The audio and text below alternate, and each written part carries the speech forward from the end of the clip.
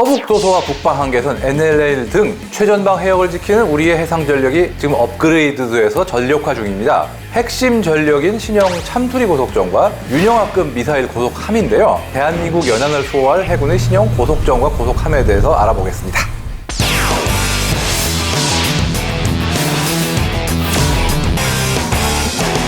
해군의 신형 고속정, 검독수리 사업이란 무엇일까요? 농담이 아니라 말 그대로 검은 독수리. 매과의 어떤 맹금류 새예요. 근데 전해급인 참수리도 매과의 어떤 맹금류고요.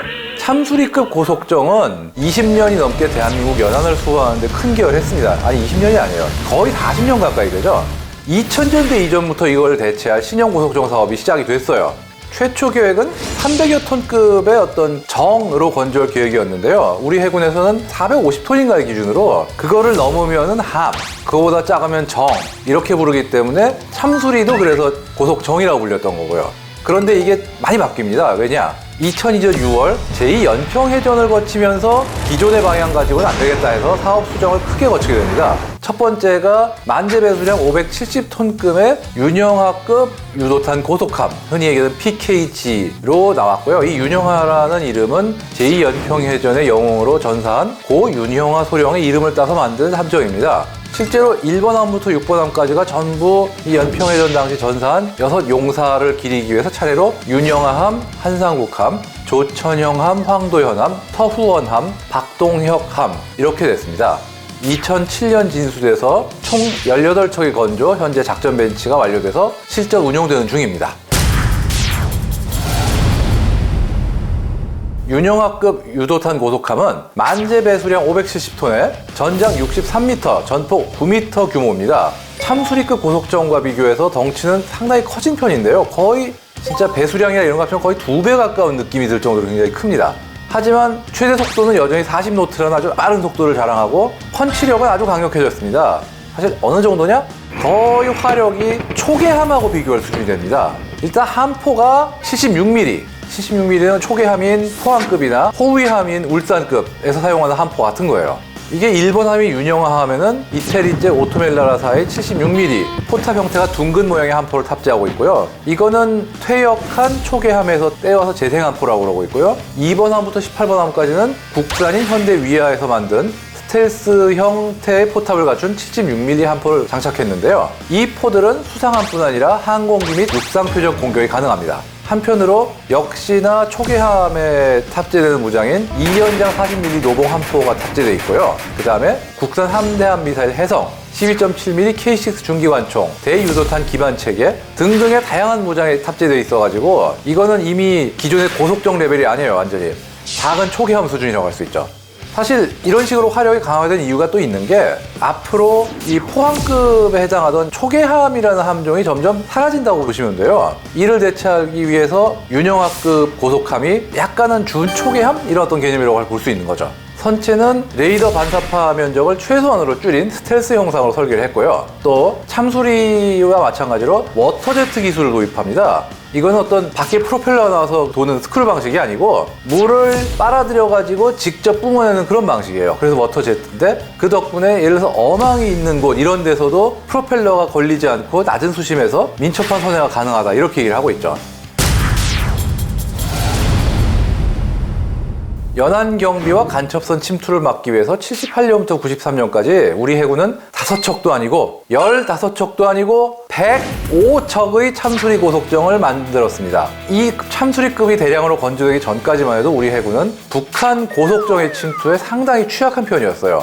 그래서 간첩선이 침투한 거를 막지를 못하고 해안이 뚫리고 이런 경우가 많았기 때문에 그래서 이렇게 참수리급 고속정이 대량으로 건조가 된 건데요. 이 덕분에 간첩선의 수상 침투가 크게 줄어들고 또 연평해전, 특히 제1차 연평해전이 승리로 이끌어진 중요한 원동력을 제공하기도 했습니다.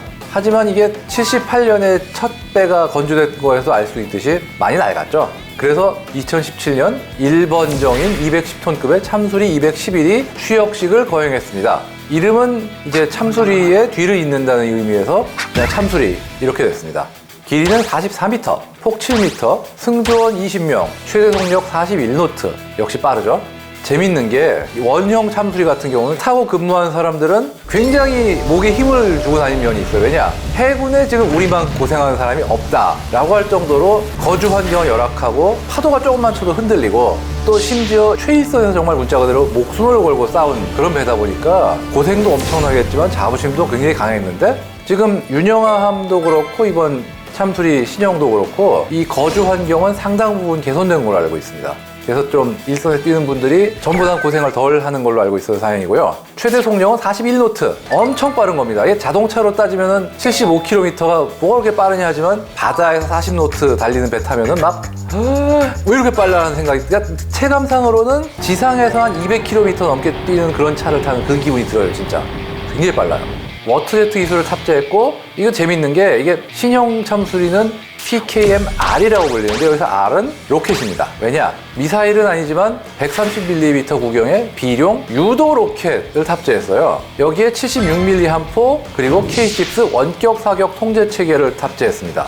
이게 무슨 얘기냐? 76mm 함포는 아까 말씀드린 윤영하급에 달린 거하고 똑같은 거니까 이것도 화력이 기존의 초기함하고 비교가 될 정도의 강력한 화력이 됐고 그 다음에 기관총이 옛날 같으면은 사람들이 다 나와서 잡고 쏘는 건데 이거는 원격 사격 통제 체계예요. 한마디로 배 안에서 화면 보면서 리모컨으로 조작하는 어떤 원격 총탑이에요. 덕분에 승조원이 뭐 총알이 날라와도 밖에 나올 필요 없이 전투가 가능하기 때문에 훨씬 안전하고 물론 배 자체도 방탄 설비나 이런 거를 더 잘 갖춰서 내구성의 방어력이 향상이 됐고요. 그 다음에 가장 대단한 게 130mm B용 유도 로켓입니다. 이거는 미사일보다 작지만 그 다련장 로켓에 사용되는 어떤 대형 로켓을 기본으로 만든 거기 때문에 고속으로 기동하는 북한의 공기부양정이나 상륙정을 20km 밖에서 정밀 타격이 가능합니다. 심지어 발사 후 망각형 유도 체계. 일단 조준해서 쏘면은 그 다음 미사일이 알아서 쫓아가기 때문에 한 번에 여러 척의 적함을 공격할 수가 있어요. 뭐 이름이 로켓이지 거의 미사일이나 마찬가지예요. 현재까지 4대가 해군에 인도됐지만 2022년까지 총 16척이 추역할 예정이라고 합니다. 이게 참고로 105척이나 되는 참수리는 그럼 어떻게 하느냐?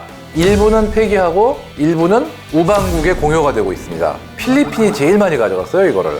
아직도 몇 척인가가 현역으로 남아있고 그 다음에 중앙아시아에 바다도 없는 어느 나라에 이걸 줬는데 이게 웃을 일은 아닌 게 거기는 바다는 없지만 카스피아라고 엄청 큰 호수가 있으니까 나름 거기도 초계를 할 필요가 있다고 그러더라고요. 그래서 해군이 있어요. 이런 나라들에 이런 식으로 어떤 우리의 퇴역 무기를 공여를 하고 기증을 하면은 결국은 다 이게 어떤 외교적인 어떤 도움이 되고 장기적으로는 우리의 방산물자 수출에 도움이 됩니다.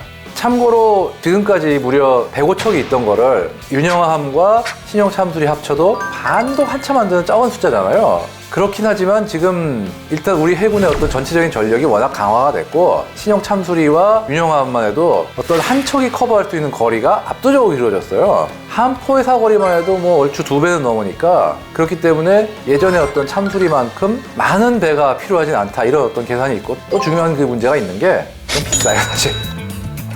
주머니 지갑 사정 앞엔 장사 없습니다. 지금 이 신형 함정들은 그냥 싸게 많이 건조하려고만 한 게 아니라 성능적인 면도 상당히 중시하고 승조원 거주성도 상당히 개선을 했기 때문에 숫자가 적어도 어떤 전투력 면에서는 충분히 그 줄어든 숫자를 커버할 수 있다고 봅니다. 윤영함 처음에 엔진 교환으로 좀 말이 많았죠 아주. 일단 해결을 한 걸로 알고 있고요. 제가 한 10년 정도 전에 기자들을 초청했을 때 제가 가봤어요. 그래가지고 기자들을 태우고 40노트까지 항해를 했습니다. 그러니까 무슨 얘기냐? 선진들 태우고 성능을 발휘해도 될 정도로 개선이 됐다고 자신이 있었다는 얘기죠. 근데 좀 아쉬운 게 있어요. 제가 함포고 미사일을 막 쏘려고 그랬더니 기겁을 하더라고요, 그분들이. 그건 좀 쏴도 되냐고 물어봤더니 이 사람이 뭘 물어보나 그런 얼굴로 보고 있는데 아니 손님이 왔으면 그런 거 좀 쏘게 해주고 그러면 안 되나.